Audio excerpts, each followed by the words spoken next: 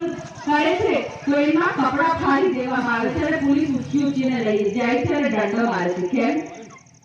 શિક્ષક એટલો ભણેલો છે, સમાજની સ્થાપના એક શિક્ષક કરે છે. આપણે સ્કૂલ જઈએ, શિક્ષકો ભણાવે, એ જ આપણે શીખીને મોટા થઈએ ને. મા બાપ કરતા શિક્ષક આપણા મા બાપ કહેવાય. તો આ લોકોએ શિક્ષકોની શું ઇજ્જત કાઢી નાખી છે. કેમ નથી નોકરીઓ આપતા? કેટલા બીએડ કરીને બેઠા છે, કેટલા બીએ કરીને બેઠા છે. કેમ નોકરીઓ નથી આપતા? કેમ આદિવાસી સમાજ ઊંચું આવે નહીં માંગતા? કેમ આપણા બાળકોને વ્યવસ્થિત રીતે ભણાવે નથી માંગતા? કેમ બહારના રાજ્યના લોકોને લાઈને અહીંયા ભરતી કરો છો? અહીંયા નથી રોજગારી? કેમ અહીંયાના યુવાનોને તમે રોજગારી નથી આપતા? બહારના દેશવાળાને અહીંયા લાવવાની જરૂરત છે? કેમ બીજા દેશ પ્રાંતના તમે લોકોને અહીંયા લાવો? ગુજરાતમાં આટલા છે, છોટાઉદેપુરમાં આટલી બેરોજગારી છે, કેમ તમે ભરતી નથી કરતા? આ સવાલ પૂછવા જેવું છે. કેટલું ટાઈમ થઈ ગયું આ રોડમાં? આ રોડ કેટલું ટાઈમ થઈ ગયું આપણું આ રેન્ડર રોડ ને? કેમ નથી બનાવતા? હું પૂછું છું, હું સવાલ કરવા માંગુ છું તમારાથી. કોઈ જગડા હે બધા રેન્ડા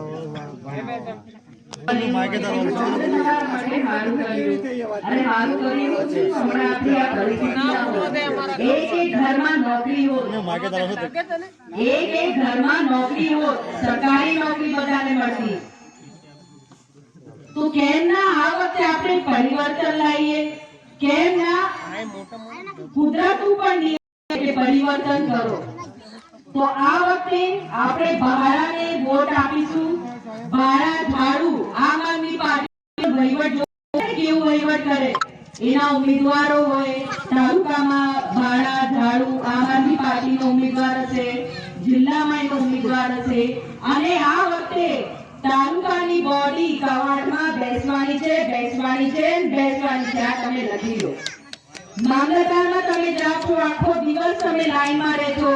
શું આધાર કાર્ડ માટે કે ચૂંટણી કાર્ડ માટે કે તમારા દસ્તાવેજ માટે કે જે પણ કામગીરી માટે આધાર કાર્ડ તેમનું સર્વર જ નહીં કરે. બેન એટલો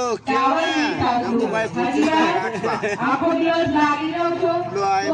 ખેડૂત જે ખેડૂત હોય આખો દિવસ લાઈનમાં લાગે તો એ ખેતી ક્યારે જોવે? હું એવું કહેવા માંગુ છું, એક કહાવત છે કે અમારું સોનું ખેતી છે. સૂરજ જ્યારે નીકળે ને એ સોનું ઉજે ખેતરમાં. તો કેમ આપણે આપણું સમય બગાડીને આખો દિવસ સરકારની કે મામલતદાર કે તાલુકામાં લાઈનો લગાવીએ? આટલા અધિકારી છે, આટલા નેતાઓ છે, એની ફરજ નથી મળતી કે તમે અહીંયા જઈને એની વ્યવસ્થા વ્યવસ્થિત કરો? આટલી મોટી મોટી વાતો કરે કે અમે તો સેટેલાઇટ થી રોડ બનાવીશું. આ જેતપુર ને સિહોરનું પુલ નહીં બનતું. જોયું? હમણાં કવાંટ પુલ, કરા નદીનું પુલની શું હાલત હતી? ગાબડા પડી ગયા હતા, કાળું પડી ગયું હતું, નીચે નદી દેખાતી હતી, પથ્થરો દેખાતા હતા, બાજુની દીવારો તૂટી ગઈ હતી. હું બાસ લગાવીને ધાગા લગાવી દેવા, રિબીન લગાવી દીધી. ઉપરથી જ ખાડામાંથી વાહનો જાય, ત્યાં જોઈન્ટ હોય ને એ પણ તૂટવાની તૈયારીમાં હતો. મોટા મોટા 80-100 કિલોના ડમ્પરો અહીંયા આવતા હતા.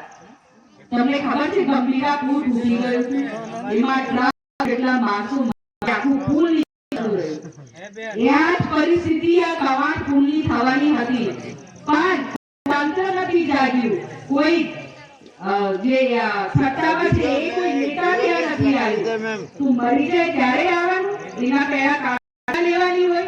રાતે ચાલતું ચાલતું બિચારું તો જાય, પડી ના જાય. દિવાળા તૂટેલી છે ત્યાં પુલ પર.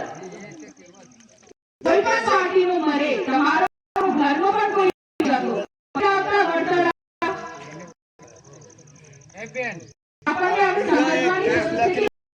વસ્તુઓ છે. મોટા મહેલો નથી માંગતા, ગાડીઓ નથી માંગતા. આપણું પોતાનું મહેનત કરીને જીવીએ છીએ.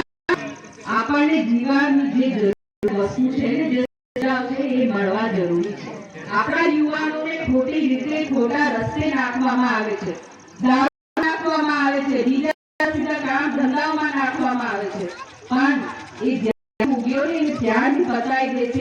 જમીનો વેચી નાખશે, એ દેવામાં પડી જશે. તમે દેવો લઈને આ અનાજ કર્યું છે, દેવો લઈને તમારી કિસાન તમે જો ખેતી કરી છે, તમે લોન નહીં ચૂકવી શકો, બેંક વાળા આવશે, બેંક વાળા તમારી જમીનો લઈ લેશે, જીવવાનું કેવી રીતે? પછી હું મજૂરી દઉં છે તો સમજો આપણે આપણી વ્યવસ્થા આપણે એટલા મક્કમ છે, આપણે સક્ષમ છે કે આપણે આપણા કવાંટને એકદમ ફર્સ્ટ ક્લાસ સુવિધા જે બનાવી શકીએ અને ગામડાને ખૂબ વ્યવસ્થિત કરી શકીએ. એકવાર અમારા પર ભરોસો કરો, અમને સત્તા આપો, એકવાર અમને તાલુકા અને જિલ્લાની બોડી બેહાડવા દો, વિધાનસભા બેહાડવા દો, અને પછી હું બાંયધરી આપું છું કે આપણી સુવિધાઓ સારી થશે, આપણા લોકોનું ભવિષ્ય સારું થશે, આપણા યુવાનોનું ભવિષ્ય આપણે સારું કરીશું.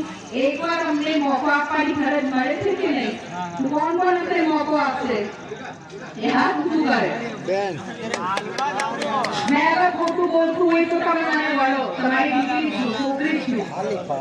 મને હાથું બોલતું હોય તો તમે બાંયધરી આપો કે તમે અમને ટેકો આપશો. આપશો ને? તો હું એક જોરથી નારો લગાવું છું, એ નારો તમે બોલજો.